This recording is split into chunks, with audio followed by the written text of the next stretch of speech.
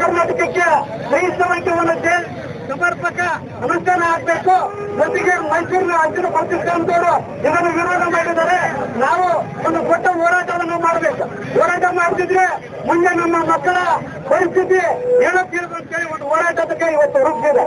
ಈ ಒಂದು ಹೋರಾಟದಲ್ಲಿ ಜಾಗೃತ ಯುವಕ ಸಂಘದವರು, ಕಾಟಿಗೆ ನಗರದ ವ್ಯಾಪಾರಸ್ಥರು, ವರ್ತಕರು ಮತ್ತು ಹಳ್ಳಿಯಿಂದ ಬಂದಿರತಕ್ಕ ನಾಗರಿಕ ಬಂಧುಗಳು, ರೈತ ಪರ ಸಂಘಟನೆಗಳು, ದಲಿತ ಪರ ಸಂಘಟನೆಗಳು ಮತ್ತು ಕನ್ನಡ ಪರ ಸಂಘಟನೆಗಳು ಇವತ್ತು ಒಗ್ಗಟ್ಟಿನಿಂದ ಈ ಒಂದು ಒಂದು ಕರೆಯನ್ನು ಜಾಗೃತ ಯುವಕ ಸಂಘವನ್ನು ಕೊಟ್ಟಾಗ ಈ ಒಂದು ಹೋರಾಟವನ್ನು ಯಶಸ್ವಿಗೊಳಿಸಬೇಕಂತೇಳಿ ಇವತ್ತು ಹಳ್ಳಿಯಿಂದ ಬಂದು ಈ ಒಂದು ಹೋರಾಟದಲ್ಲಿ ಪಾಲ್ಗೊಂಡು ತಾವೆಲ್ಲ ವಿಶ್ರಾಮಣೆಯಿಂದ ಈ ಹೋರಾಟವನ್ನು ಯಶಸ್ವಿಗೊಳಿಸಲಿಕ್ಕೆ ಕಾರಣೀಭೂತರಾಗಿದ್ದೀವಿ.